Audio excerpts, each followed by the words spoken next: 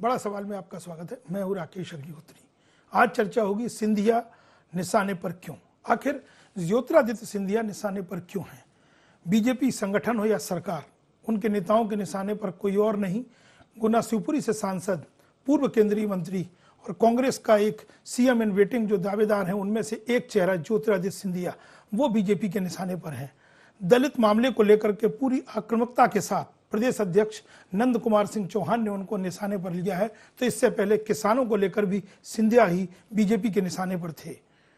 प्रमुख तौर पर कोई और नहीं, सिर्फ ज्योतिरादित्य सिंधिया, जबकि कमलनाथ, दिग्विजय सिंह, अरुण यादव, दूसरे नेता भी कांग्रेस में हैं, लेकिन बीजेपी की पिछले 1-1.5 माह की एक्टिविटी पर अगर गौर किया जाए तो ज्योतिरादित्य सिंधिया ही उनके निशाने पर हैं। शिवराज ने इसकी पहल की थी, शिवराज के निशाने पर आ गए थे जब उनके उद्बोधन में चर्चा आई थी। उसके बाद में बीजेपी के छोटे बड़े नेता और कार्यकर्ता, और अब तो ज्योतिरादित्य सिंधिया का पूरे प्रदेश में पुतला फूंका गया है बीजेपी की ओर से। तो कह सकते हैं कि भाई आखिर वजह क्या है कि सिंधिया निशाने पर क्यों? सिंधिया निशाने पर क्यों, इसको लेकर कई सवाल एक साथ खड़े होते हैं। भाजपा द्वारा क्या सिंधिया की घेराबंदी की जा रही है? तो इसकी वजह क्या है?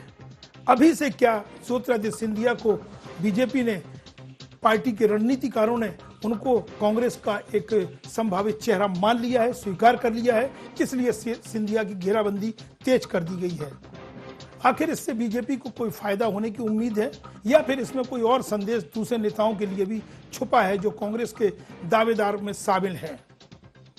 भाजपा का कहीं यह दांव उल्टा तो नहीं पड़ जाएगा? सियासी तौर पर समीकरण दुरुस्त करने की कोशिश और विपक्ष को कमजोर करने की एक कोशिश के बीच में कहीं यह दांव उल्टा तो नहीं पड़ जाएगा? सवाल यह भी है, भाजपा की कवायद क्या सिंधिया को प्रमोट नहीं होने देने की है कि कांग्रेस इस चेहरे को आगे न लाए, ये दबाव बनाने की कहीं कोशिश है? ऐसे कई सवाल हैं। चलिए, तो इस मुद्दे पर सिंधिया निशाने पर क्यों हम चर्चा करेंगे, और हमारे साथ स्टूडियो में मौजूद हैं वरिष्ठ पत्रकार दिनेश गुप्ता जी। दिनेश जी, आपका स्वागत है। बड़ा सवाल में सिंधिया निशाने पर क्यों?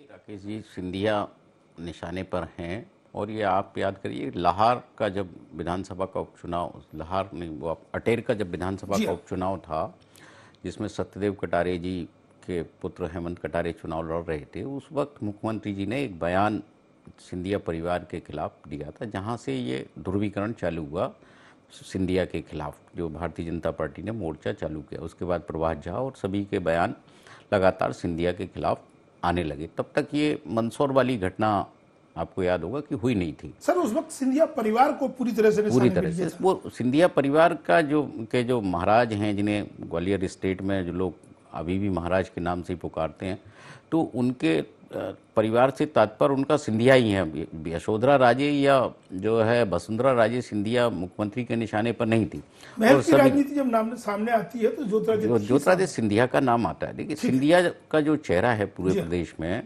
एक जो है यंग चेहरा है, और जो है सभी जानते हैं उस चेहरे के बारे में, और कोई भी किसी भी तरह का दाग उन पर नहीं है, ना उनके परिवार पर जो दाग सामान्यतः राजनेताओं पर लगते हैं, जिस तरह के आरोप लगते हैं, वो ज्योतिरादित्य सिंधिया या सिंधिया परिवार पर नहीं लगा हुआ है। तो उनकी जो छवि है, साफ सुथरी छवि है, उसको किसी ना किसी तरह से पार्टी ये कोशिश कर रही है, भारतीय जनता पार्टी, कि इस पर कुछ सवाल खड़े किए जाएं। तो पहले आपने जो है ज़मीनों का मामला उठाया है कि ये भू माफिया है, शिवपुरी में भू माफिया है, इस तरह के आपने जो बयान उसमें जारी किया, वो पन्ने फिर पलटेगा। वो मुद्दा पहले भी अब 2013 के 2013 का विधानसभा, 2014 के लोकसभा चुनाव में भी यही मुद्दा उठाया गया, और प्रभात झा जी इस मुद्दे को लगातार जो है उठाते रहे हैं। ईओडब्ल्यू में भी इसकी शिकायत की गई थी, लेकिन अभी तक आप देखिए 5 साल हो गए हैं उन आरोपों को, लेकिन इन 5 सालों में जिस ईओडब्ल्यू की बात करें, वो तो डायरेक्ट सरकार के अंतर्गत आती है। उसमें तो कोई लोकायुक्त या रिटायर्ड जज की बात नहीं है, एक एडीजी लेवल का ऑफिसर होता है, उस पर रहता है। चाहते सरकार तेजी से जांच करा के सारी चीजें कर जाती है, लेकिन बहुत सारे मामले कोर्ट में हैं। आप ये कह रहे हैं कि सुविधा के अनुसार, सुविधा की सियासत के तहत सिंधिया के उस मामले को, शिवपुरी जमीन घोटाले को लेकर के, कथित घोटाले को लेकर के, ये बयानबाजी बीजेपी के अंदर से समय समय पर चुनाव के टाइम खास तौर से सामने आ जाती है। बिल्कुल, ये इसलिए आती है। सुविधा तो इसमें है ही कि हम आप सिंधिया को टारगेट करें। कमलनाथ जो है आप देखेंगे तो इतने जो नहीं, है सवाल एक्टिव मेरा नहीं सर है। यही है कि सिंधिया ही निशाने पर क्यों? मैं उसी पर आ रहा हूँ जी, राकेश जी कि जी। सिंधिया ही क्यों। आपने जब बहुत सारे नेताओं के नाम लिए कि अरुण यादव प्रदेश अध्यक्ष हैं, अजय सिंह प्रतिपक्ष के नेता हैं, कमलनाथ पूर्व केंद्रीय मंत्री हैं और मध्य प्रदेश में हमेशा किंग मेकर की भूमिका होने का वो दावा करते रहे हैं। दिग्विजय सिंह एक जो है वो अपनी जरूर उनके अपवाद है कि वो उनके पहले ही उनके निशाने पे आ चुके हैं। तो इतने सारे जो हैं लोग, उनमें से उन्होंने सिंधिया को केवल इसलिए चुना कि उस उनकी एक जो है एक कोई वॉइस है जिसको भारतीय जनता पार्टी को वो नुकसान कर सकती है। उनकी जो छवि है यंगस्टर को वो आकर्षित कर सकती है, तो वो एनर्जेटिक हैं। आप देखिए सिंधिया के बदलाव भी आप देखिए कि आप चुरहट भी जा रहे हैं, लाहौर भी जा रहे हैं, तो आप कभी कल्पना कर सकते थे कि चुरहट में सिंधिया परिवार का कोई नुमाइंदा वहाँ सभा करने जाएगा? कभी आपको लगता था कि लाहौर में गोविंद सिंह और सिंधिया एक मंच पर खड़े होंगे? तो ये जो परिवर्तन आ रहे हैं, तो ये बौखलाहट जो है, इसे आप बौखलाहट कहें या कोई भी असुरक्षा का भाव पार्टी में कहें, क्योंकि ये जो चौथा पारी खेलने की जो तैयारी है, जिसमें अभी विक्रम विजय की बात और पता नहीं क्या क्या बातें कही हैं, तो कहीं ना कहीं ऐसा लगता है कि जो विजय रथ जिसकी कल्पना भारतीय जनता पार्टी कर रही है, तो सिंधिया उसमें एक रोड़ा हो सकते हैं। चलिए, हमारे साथ कांग्रेस के प्रवक्ता पंकज चतुर्वेदी जुड़ गए हैं। पंकज जी, आपका स्वागत है बड़ा सवाल में। बहुत धन्यवाद। सीधा सवाल मेरा, सिंधिया निशाने पर क्यों बीजेपी के? सर, बहुत साफ है कि जिस प्रकार से सिंधिया जी ने पिछले 6-8 महीनों में मध्य प्रदेश में भारतीय जनता पार्टी सरकार की जो नीतियां हैं, विशेषकर किसान विरोधी नीतियों की बात हो, युवाओं से जुड़े मुद्दे हों, ये अन्य विषयों पर सरकार को जिस प्रकार से सड़क पर और सदन में सब जगह घेरा है, तो भारतीय जनता पार्टी बदले की भावना से काम कर रही है। और उसको जब कोई विकल्प शेष नहीं मिला तो भारतीय जनता पार्टी झूठ की राजनीति पर उतर आई। और मुझे राकेश जी बहुत अफसोस है, क्योंकि जिस प्रकार राजनीति का पतन इस मध्य प्रदेश में अब हुआ है, ऐसा पहले कभी नहीं हुआ। आप भी एक पुराने पत्रकार हैं, आपने भी बहुत राजनीति इस मध्य प्रदेश की देखी है, पर जिस स्तर पर अब राजनीति आ गई है उसे देखकर मुझे अफसोस होता है। किस स्तर की बात कर रहे हैं आप? क्या हो गया? किस मुद्दे की ओर आप ध्यान आकर्षित करना चाहते हैं? मैं तो सर अशोकनगर की घटना का जिक्र कर रहा हूँ, जो ताजा मामला है। जी हाँ। जिस मामले में सिंधिया जी स्वयं घटनास्थल पर मौजूद नहीं है, कहीं गंगा जल का उपयोग नहीं हुआ, और बीजेपी के प्रदेश अध्यक्ष महोदय ने कहा कि सिंधिया ने गंगा जल से उसको धुलवाया, इसीलिए सिंधिया जी ने कर उनको लीगल नोटिस इशू किया और चुनौती दी है कि नंद कुमार जी इसको प्रमाणित करें या माफी मांगे, अन्यथा कानूनी कार्रवाई को फेस करें। तो झूठ की राजनीति राकेश भाई भारतीय जनता पार्टी करेगी, और वो भी इस हद तक करेगी कि बीजेपी का जिम्मेदार प्रदेश अध्यक्ष जो 4-5 बार का मेंबर ऑफ पार्लियामेंट है, कोई अपरिपक्व व्यक्ति होता तो समझ आता। निश्चित तौर पर ये घटनाक्रम है, लेकिन पंकज जी, हम जानना चाहते हैं कि सिंधिया ही निशाने पर क्यों? थोड़ा सा आप ये समझाइए कि बीजेपी के निशाने पर, सत्ता और संगठन के, सिंधिया ही क्यों? और भी नेता हैं, दिग्विजय सिंह है, कमलनाथ है, अरुण यादव है।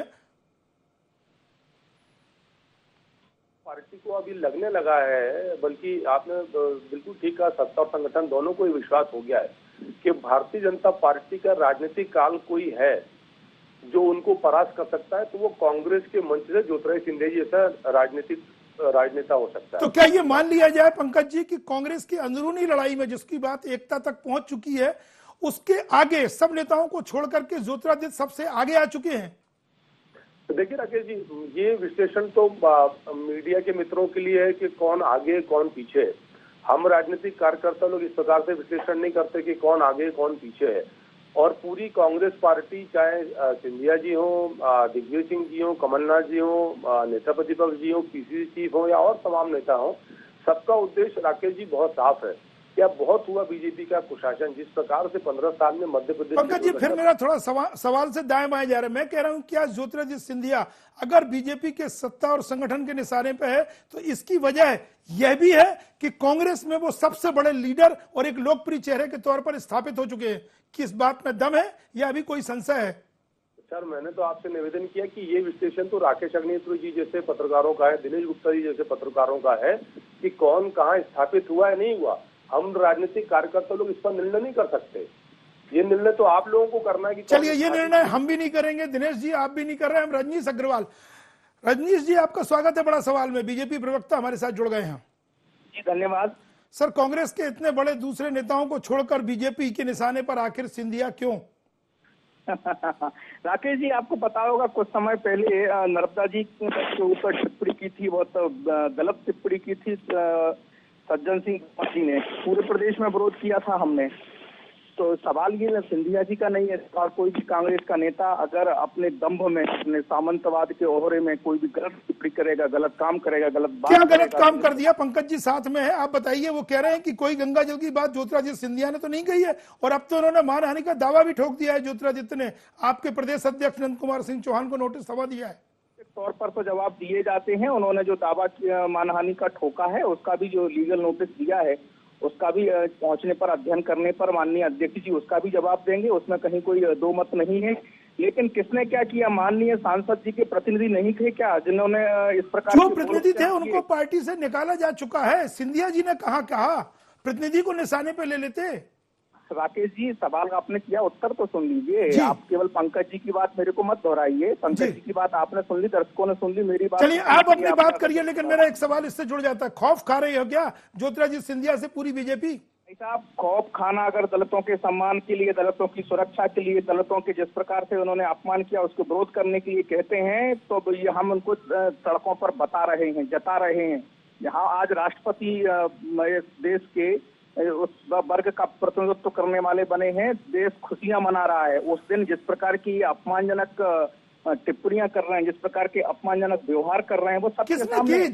अरे भाई रजनीश जी बताइए ना, सिंधिया जी ने बोला है तो कहाँ बोला, कब बोला, थोड़ा कोट तो करिए। सिंधिया के प्रतिनिधि ने, राकेश जी, माननीय ज्योतिरादित्य सिंधिया जी के प्रतिनिधि ने अधिकृत तौर पर कही गई और उन्होंने कांग्रेस ने कार्रवाई की, उसने स्वीकार किया कि आप थोड़ा बात टाल रहे हैं। रजनीश जी चाहेंगे आप हमारे साथ लाइन पर रहिए। पंकज जी आप भी। दिनेश जी आखिर क्यों निशाने पर हैं? पहले किसान का मुद्दा था तब भी ज्योतिरादित्य निशाने पर, अब एक दलित एजेंडा आया है। रंजीत जी का कहना है कि जब देश को पहला और दूसरा राष्ट्रपति खासतौर से बीजेपी का एक दलित रामनाथ कोविंद मिल रहे हैं, तब ये इस तरह की टिप्पणी नागवार गुजरी है बीजेपी को।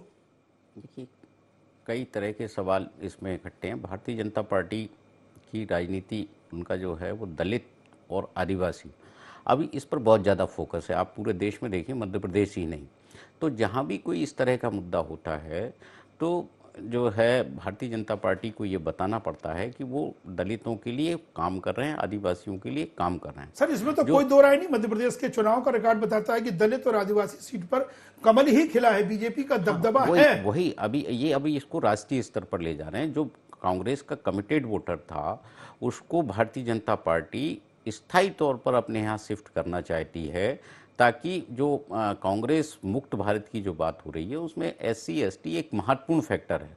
ये जिस वक्त तक कांग्रेस के साथ रहेगा तो आप भारत मुक्त की कांग्रेस की कल्पना आप कर नहीं सकते। जो अशोकनगर का मुद्दा है, देखिए मुझे तो आश्चर्य ये है कि अभी तक किसी ने जो है ये नहीं किया कि साहब ये SC ST एक्ट में हम मामला दर्ज कराएंगे, केवल बयानों तक ये मामला है। ये इसमें बहुत सारी चीज़ें। चलिए ये सवाल सीधे आप रंजीत जी से। रंजीत जी एक नया सवाल खड़ा किया है दिनेश जी ने। दिनेश जी सवाल करिए। एक बात तो बिल्कुल दिनेश जी सच कह रहे हैं कि लगातार जनाधार खिसका केवल मध्य प्रदेश नहीं, मैं लगभग 2.5 दशक से देश भर में जो दलित आदिवासी कहे जाते हैं, जो शोषित वंचित पीड़ित हैं, वो लगातार कांग्रेस से दूर हुए हैं। रिकॉर्ड बताता है, केवल मेरे कहने से नहीं। और ये कारण नहीं सर, रंजीत जी दिनेश जी पूछ रहे हैं कि कोई और भी विकल्प हैं। दिनेश जी आपने कहा था कुछ और फोरम है। दिनेश जी सवाल करिए रंजीत जी से। नहीं, बहुत सारे, मैं रजनीश जी से सवाल नहीं है मेरा, तो सामान्य ये है कि अभी ये जो केवल बयानबाजी जो हो रही है, जो जिस सांसद प्रतिनिधि की बात कर रहे हैं वो भी उसी वर्ग से है कि आप जो है, यदि आप दलित आदिवासी की बात करते हैं तो उस जिसने ये बयान दिया है या जिसने जो जिस कृत्य को लेकर भारतीय जनता पार्टी अध्यक्ष पूरी जो है पार्टी सड़क पर है, वो व्यक्ति भी दलित वर्ग से है। क्योंकि एक राजनीति में तो मुद्दा होता है, राजनीति में किसने क्या कहा ये महत्वपूर्ण नहीं है। जब हम जो है सरकार में किसी अधिकारी की गलती पर जब हम छापते हैं तो सरकार पर छापते हैं, शिवराज सिंह जी के बारे में छापते हैं, तो स्वाभाविक तौर पर जब कोई भी सांसद हो, कोई भी व्यक्ति हो, जब भारतीय जनता पार्टी का कोई कार्यकर्ता जो है कोई कृत्य करता है तो हम पूरी भारतीय जनता पार्टी पर सवाल करते हैं। तो ये राजनीति की स्वाभाविक प्रक्रिया है और स्वाभाविक रिएक्शन है कि सिंधिया जी के प्रतिनिधि ने एक कोई बात कही और सिंधिया जी ने उसको जो है नहीं कहा तो राजनीति तो सिंधिया जी के नाम पर ही होगा। उन्होंने तो मंच पर भी जो वीडियो सामने आए हैं, वो जाटव जी जो विधायक हैं उनको उन्होंने बार बार ये कहा कि हमारे परिवार के सदस्य, इनके साथ जो है मेरे कैसे रिश्ते हैं। और जिस उद्घाटन कार्यक्रम की बात है वो शासकीय कार्यक्रम था। सबसे जनक जो इस पूरे मामले में दिलचस्प पहलू है, थोड़ा सा रोकना चाहेंगे, हमारे साथ वरिष्ठ पत्रकार गिरिजा शंकर जी जुड़ गए हैं। गिरिजा शंकर जी, आपका स्वागत है बड़ा सवाल में। गिरिजा शंकर जी, आवाज आ रही है? शायद उनसे संपर्क हमारा टूट गया है। पंकज जी, आप कुछ कहना चाहेंगे? रजनीश जी ने कई आरोप लगा दिए एक साथ। देखिए, भारतीय जनता पार्टी के पास राकेश जी इस समय कोई विकल्प नहीं है सिवाय खोखले आरोपों के। और दिनेश जी ने बिल्कुल ठीक कहा कि इनको इसके पास यदि प्रमाण है तो फिर कानूनी कार्रवाई भी करेंगे, जो सिंधिया जी ने करी। अगर इनमें दम है तो वो कानूनी कार्रवाई करते हैं। और ये कौन से दलित कल्याण की बात करें, मेरी समझ से परे है। मध्य प्रदेश दलित अपराध में शीर्ष पर है पूरे देश में, एनसीआरबी के आंकड़े बताते हैं। मुख्यमंत्री जी के गृह जिले में 15 दलित शिक्षा मृत्यु की मांग करते हैं। मुख्यमंत्री के गृह जिले में दलितों को कुएं से पानी भरने नहीं दिया जाता। मुरैना में दलितों को शमशान घाट का उपयोग नहीं करने दिया जाता। तो कौन सा दलित कल्याण भारतीय जनता पार्टी का भी मेरी समझ से परे है। चलिए पंकज जी, हम रोकना चाहेंगे, हमारे साथ आदरणीय गिरिजा शंकर जी जुड़ गए। गिरिजा शंकर जी, आपका स्वागत है। जी सर, सिंधिया ही निशाने पर क्यों बीजेपी की सरकार और संगठन, और अब तो मानहानि के दावे तक बात पहुंच चुकी है? नहीं, देखिए, कल जैसे हम बात कर रहे थे इसी मुद्दे पर तो कि जो भी कांग्रेस का नेता सक्रिय होगा बीजेपी के निशाने पर स्वाभाविक रूप से आ जाएगा। लेकिन इस मुद्दे पर जिस तरह से विवाद खड़ा किया गया और उसको जिस तरह से विस्तार दिया जा रहा है, ये बहुत ही गैर जरूरी है। एक बहुत सामान्य घटना थी कि प्रशासन ने शिलान्यास का कार्यक्रम तय किया, कार्ड छपाए, उसमें सिंधिया जी को बतौर सांसद शामिल किया गया। अब यदि उसके पहले जाकर कुछ शिलान्यास कर दे और फिर उसके मुद्दा बनाया जाए, मुझे लगता है कि तमाम चीजें जो है वो कहीं पर भी आवश्यक नहीं लगता। कहीं मुद्दे बहुत सारे हैं लड़ाई लड़ने के। सर, आपने बड़ी बात कही कि मुद्दे कई सारे हैं। जो किसानों का मुद्दा छाया हुआ है, क्या उससे ध्यान हटाने की एक कोशिश है बीजेपी की? है नहीं, मुझे लगता है कि बहुत अनप्लान तरीके से है, कोई बहुत प्लान तरीके से नहीं है। यदि प्लान तरीके से होता तो उसका स्वरूप कुछ और होता। ये दरअसल जो पॉलिटिकल पार्टी जब आक्रामक होती है तो उसकी आक्रामकता तभी सार्थक होती है जब उस आक्रामकता के पीछे तर्क होता है। यदि आक्रामकता किसी तर्क के बिना है तो फिर उस आक्रामकता का बहुत अर्थ नहीं रह जाता। अब जिस तरह का जो विवाद ये हुआ, ये विवाद होना नहीं था कायदे से, और इससे मुझे नहीं लगता कि बीजेपी को बहुत फायदा इससे होगा, या वो दलित के नाम पर सिंधिया को कोई बहुत नुकसान पहुंचा पाएंगे, ऐसा मुझे नहीं लगता। लेकिन सर, एक मोड़ देखने को मिल रहा है। आमतौर पर सरकार की ओर से मानहानि के दावे ठोके जाते रहे, लेकिन अब ज्योतिरादित्य सिंधिया ने मानहानि का दावा, कहीं एक नोटिस थमाया है प्रदेश अध्यक्ष को। तो इसमें कुछ और भी संकेत छुपे हुए हैं, क्योंकि शिवपुरी जमीन घोटाले को लेकर के नेता आरोप लगा रहे थे, या दिग्विजय सिंह के खिलाफ भी इस तरह के आरोप थे। इसमें कोई और भी मैसेज आप देख रहे हैं कि छुपा है, जो पहल सिंधिया ने कहीं ना कहीं की है? नहीं, देखिए, मानहानि का दावा जो है वो पिछले कुछ सालों में मध्य प्रदेश की राजनीति में मानहानि का दावा करना और मामलों को अदालत में ले जाना अब एक रूटीन परंपरा बन गई है। खुद मुख्यमंत्री कई मामलों में मानहानि का दावा कर चुके हैं, दूसरे और नेता मानहानि का दावा जो है उससे गुजर रहे हैं। तो मानहानि का दावा करना तो एक रूटीन है। सबको मालूम है कि मानहानि के दावे का फैसला कितने सालों बाद आता है, जिसका कोई अर्थ नहीं होता। इसका जो लड़ाई मैदान में लड़ी जाएगी, जो जनता के बीच लड़ी जाएगी, उसका कोई राजनीतिक नफा नुकसान होगा। लेकिन ये एक प्रतीकात्मक है कि हमारे खिलाफ जो आपने टिप्पणी की है या हमारे खिलाफ जो आप अभियान चला रहे हैं, उसको हम तर्कसंगत नहीं मानते। सिंधिया जी ने कई बार जो है वो, मैं देख रहा था कि उन्होंने स्पष्टीकरण दिया है कि मैंने दलित या जातिगत किसी तरह का कोई संबोधन मैंने नहीं किया है।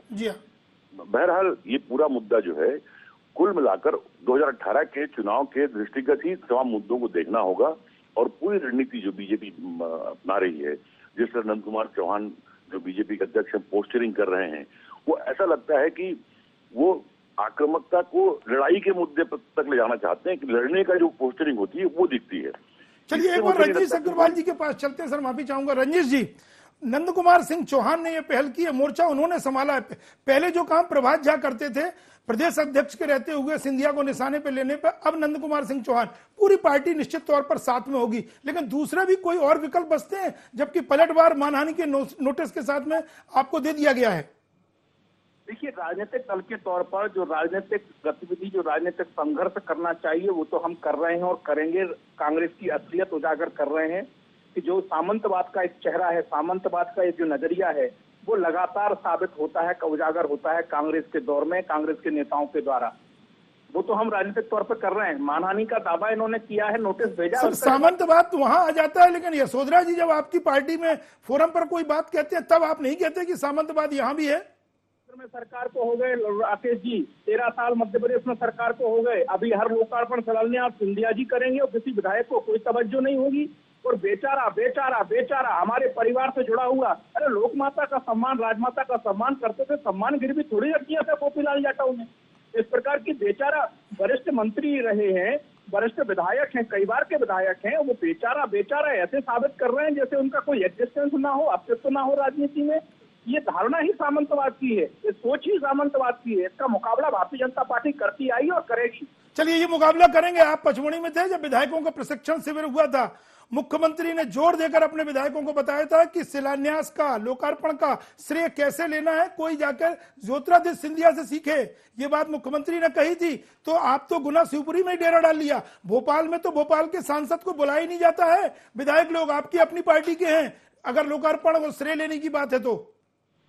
देखिए, जो भारतीय जनता पार्टी के जनप्रतिनिधियों को करना चाहिए वो लगातार हमारा नेतृत्व बताता है और वो भी इस बात को समझते हैं। लेकिन इसकी अनुमति कांग्रेस के किसी भी नेता को नहीं है कि वो किसी दलित विधायक का अपमान कर दे, उसके साथ में भेदभावपूर्ण रवैया अपनाए, उसके सरेआम बेचारगी जताने की कोशिश करे। ये निसंदेह रूप से आपत्तिजनक है। जाति और धर्म की राजनीति नहीं करते हैं, लेकिन आपको दलित एजेंडा सूट कर रहा है। रंजीत जी लाइन पर रहिएगा। दिनेश जी, क्या सोचते हैं आप? कमलनाथ भी हैं और भी लोग हैं, कांतिलाल भूरिया भी हैं, 2 सांसद वो भी हैं, लेकिन छिंदवाड़ा और झाबुआ की तुलना में गुना शिवपुरी पर ही फोकस। देखिए राकेश जी, जैसा अभी गिरिजाशंकर जी ने भी कहा, जो सक्रिय होगा निशाने पर वही होगा ना। जो निष्क्रिय घर में बैठा है तो वो तो शूट कर रहा है, आराम से बैठिए, हमें क्या जरूरत है किसी भी बात कहने के लिए। देखिए, अशोकनगर का जो पूरा घटनाक्रम है बहुत ही दुर्भाग्यपूर्ण है। आप देखिए, CMHO जिसने ये कार्यक्रम का इन्विटेशन जारी किया, मध्य प्रदेश सरकार के अधीनस्थ कर्मचारी है, मध्य प्रदेश सरकार का कर्मचारी है। वो यदि कोई अधिकृत कार्यक्रम कर रहा है, उसने इन्विटेशन बांटे हैं, तो उस तारीख के पहले कोई व्यक्ति जाकर वहाँ यदि कोई भी किसी भी चीज़ का उद्घाटन या शिलान्यास करेगा तो आप इसे क्या कहेंगे? हास्यास्पद कहेंगे। या तो आप CMHO से कह के निरस्त करा देते कि आपने क्यों कार्यक्रम करने दिया। और फिर जब यदि कार्ड बट गए तो इस चीज़ की मर्यादा भी रखना चाहिए कि एक कार्ड बट गए और उनके CMHO को खिलाफ आप जो एक्शन लेना था ले लेते। तो इस पर ये जो इस तरह की चीज पहल किसकी तरफ से हुई? भारतीय जनता पार्टी की ओर से। दलित चेहरे को सामने रख के दलित एजेंडे की बात। सर, ऐसा विवाद तो उस क्षेत्र में यशोधरा जी का भी हुआ था, कलेक्टर को लेकर के, लोकार्पण को लेकर। हाँ, देखिए, जो भी नहीं सुनेगा, मुख्यमंत्री जी अब पीड़ित महसूस कर रहे हैं। यशोधरा जी तो कब से कह रही हैं कि नौकरशाही नहीं सुन रही है। वहां शिवपुरी में आप लोग बूंद बूंद पानी को तरसते हैं। एकमात्र शहर मध्य प्रदेश का ऐसा है जहां लोग खरीद के पानी लेते हैं। आप किसी भी घर में चले जाइए, पीने का पानी नहीं मिलता। वहां जो है व्यापारियों का एक ऐसा, जो जल सप्लाई करते हैं, उनका एक ऐसा गठबंधन है कि वो परियोजना को पूरा नहीं होने देना चाहता। तो अब देखिए ना, वो तो लगातार कह रही है कि कलेक्टर नहीं सुन रहा, SP नहीं सुन रहे। मुख्यमंत्री तो आज उल्टा टांगने की बात कर रहे हैं। वो तो कितने दिनों से टांगने की कोशिश कर रही है, लेकिन नहीं टांग पाई। तो ये सियासत वहाँ की अलग तरह की है। शिवपुरी, गुना, अशोकनगर, ग्वालियर, ये जो अलग तरह का पूरा एक टेम्परामेंट और अलग तरह की सियासत है। और आप देखिए, पुराने उसमें जाएंगे तो ग्वालियर जो है भारतीय जनता पार्टी का काफ़ी जो है गढ़ रहा, लेकिन वो सिंधिया के कारण कई बार उसका जो है झुकाव कांग्रेस की तरफ हो जाता है। चलिए सर, कार्यक्रम समाप्त करें, उसके पहले हम छोटी छोटी टिप्पणी लेंगे। पंकज जी, क्या सोचते हैं अगला कदम क्या होगा? ज्योतिरादित्य सिंधिया ने दिल्ली में सफाई दे दी है, आप लोगों ने भी पुतले फूंकने की तैयारी कर ली है या फूंक रहे हैं, तो अब अगला कदम क्या होगा? क्योंकि अब वो सिंधिया वर्सेस नंद कुमार सिंह चौहान नहीं है। अब तो रंजीत जी कह रहे हैं बीजेपी इस लड़ाई को पूरी तरह से लड़ेगी, सरकार और संगठन। देखिए राकेश जी, कांग्रेस पार्टी का एक ही उद्देश्य है कि मध्य प्रदेश की आम जनता के सामने भारतीय जनता पार्टी की सरकार की सच्चाइयों को रखना उनके चेहरे को बेनकाब करना, चाहे वो दलितों का विषय हो, किसानों का विषय हो, युवाओं का विषय हो, महिलाओं का विषय हो, अपराध का विषय हो, निवेश का विषय हो, रोजगार के विषय हो, ये तमाम सारे मुद्दे हैं। और इसीलिए कल सिंधिया जी ने दिल्ली में कहा कि मैं, यानी सिंधिया जी डरने वाले नहीं, किसी से और बीजेपी के झूठ बोलो, जोर से झूठ बोलो का जो तंत्र है उसका पूरी ताकत से सामना करेंगे। और आज से ये भी आग्रह कर दूं कि सिंधिया जी इस मामले पर लोकसभा में विशेषाधिकार हनन का नोटिस भी देने वाले हैं। चलिए, दोनों सांसद हैं, संसद में भी अगर बात पहुंचती तो नंद कुमार सिंह चौहान भी सांसद हैं। आदरणीय गिरजाशंकर जी, आप क्या कहेंगे सर, ये दो सांसदों के बीच की बात है, पार्टी स्तर पर है, या फिर कुछ और भी देखने को मिल सकता है? नहीं, सांसदों की बात नहीं है। सांसद तो एक मोहरा है उस दौरान। ये बीजेपी की सोची समझी रणनीति है और मुझे लगता है कि रणनीति से बीजेपी को बहुत फायदा हो रहा हो ऐसा लगता नहीं, बल्कि इससे कांग्रेस को फायदा दिखता है। किसान आंदोलन के बाद जिस तरह से कांग्रेस पर आरोप लगाए गए तो उससे कांग्रेस सक्रिय हो गई, कांग्रेस की सक्रियता दिखने लगी। और अब यदि सिंधिया पर इस तरह हमले करते हैं और प्रदेशव्यापी उनके पुतले जलाए जाते हैं तो सिंधिया को बीजेपी गांव-गांव में ले जा रही है उनके पुतले जलाने के नाम पर, तो कायदे से तो फायदा इसमें सिंधिया का हो रहा है। चलिए, निश्चित तौर पर, लेकिन एक पहलू इस चर्चा में छूट रहा था, उस पर भी हम आपकी टिप्पणी चाहेंगे। क्या कांग्रेस की जो नजदीकियां बीएसपी से बढ़ रही हैं, इसको भांपते हुए कहीं ना कहीं बीजेपी ने अपनी रणनीति में दलित एजेंडे को, किसान से ध्यान हटे और दलित एजेंडे को सबसे ऊपर लेने की एक कोशिश? नहीं, दलित एजेंडा तो इनकी प्राथमिकता में है ही। आप देखेंगे कि उस संयस्त में किस तरह से उनके पार्टी अध्यक्ष अमित शाह ने समरसता स्नान और समरसता भोजन जैसा कार्यक्रम किया। हाँ, अभी भी हर राज्य में जा रहे हैं तो दलित के घर जा रहे हैं, भोजन कर रहे हैं। लेकिन बीएसपी और कांग्रेस की बढ़ती निकटता को देखते हुए कोई समीकरण मध्य प्रदेश में न बदले, इसलिए ये सोची समझी रणनीति? नहीं, जाहिर है दलितों को बीएसपी और कांग्रेस के गठबंधन से परे जो बीजेपी का एजेंडा है कि दलितों को अपने साथ लेकर जो उनका हिंदू वोट बैंक है उसका बेस को बढ़ाना है, क्योंकि उनको मालूम है कि ये जो दलित हैं वो पूरी तौर पर जो इनका जो हिंदू समाज का जो दायरा है उससे उस दायरे में नहीं आता, तो उसको अपने साथ लेना ये इनके लिए बड़ी राजनीति का वो है और जो पूरे देश भर में चल रहा है, मध्य प्रदेश में नहीं है। जी हाँ रजनीश जी, एक छोटी सी टिप्पणी, बसपा और कांग्रेस की बढ़ती निकटता, जबकि सब कुछ आपका है, दलित वोट बैंक आपका बहुत मजबूत है मध्य प्रदेश में, लेकिन बीएसपी और कांग्रेस साथ में आ रही, इसलिए ये चरणबद्ध तरीके से आप लोग आगे बढ़ रहे हैं दलित एजेंडे को लेकर, सब कुछ तो आपके हाथ में है। देखिए, हम तो सभी समाज के सभी वर्गों को साथ में लेके चल रहे हैं, इसमें कहीं कोई संदेह पिछले 13 साल में रहा नहीं। हमसे जो वर्ग छूटे थे, जो जातियां, उपजातियां, क्षेत्र छूटे थे, उनको भी हमने अपना बनाने की कोशिश की और बहुत वर्ग हमारे साथ जुड़े हैं इन 13 सालों में, हमने जन भर बढ़ाया है। अब कांग्रेस के साथ में क्या होगा बहुजन समाज पार्टी का, वो तो क्रॉस वोटिंग के दौरान समझ में आ गया, आने वाले समय में और समझ में आ जाएगा। अभी तो साल 6 महीना निकलने दीजिए, दूध का दूध और पानी का पानी हो जाएगा। नर्मदा जी में बहुत पानी बहना है, नर्मदा जी में बहुत पानी बहना। चर्चा में जोड़ने के लिए रजनीश अग्रवाल जी आपका, आदरणीय गिरजाशंकर जी और पंकज चतुर्वेदी जी, बहुत बहुत धन्यवाद। दिनेश जी, एक छोटी और अंतिम टिप्पणी। देखिए, जितनी चर्चा हुई है, विषय वही है कि सिंधिया आखिर क्यों, तो बहुत सारी चीज़ें साफ हो गई हैं, क्योंकि सिंधिया जो है एक चेहरा है। सिंधिया के भोपाल के किसान आंदोलन के बाद सिंधिया ने जिस तरह से उनकी जो है ज़मीनी पकड़ मजबूत हुई है, उससे बौखलाहट है। और देखिए, जो दलित एजेंडा की बात है, भारतीय जनता पार्टी जैसे ही आप दलित एजेंडा का नाम लेंगे तो वो तुरंत उसको डर लगने लगता है, क्योंकि दलित एजेंडा से उसको दिग्विजय सिंह जी की याद आ जाती है कि वो दलित एजेंडा के कारण जो है उनको दिक्कत हो गई। बस मैं यही जानना चाहता था कि वो कभी फिर चर्चा करेंगे कि आखिर बीजेपी की दिशा क्या है। हम चर्चा में जुड़ने के लिए आपको भी दिनेश गुप्ता जी बहुत बहुत धन्यवाद। आखिर सिंधिया निशाने पर क्यों है?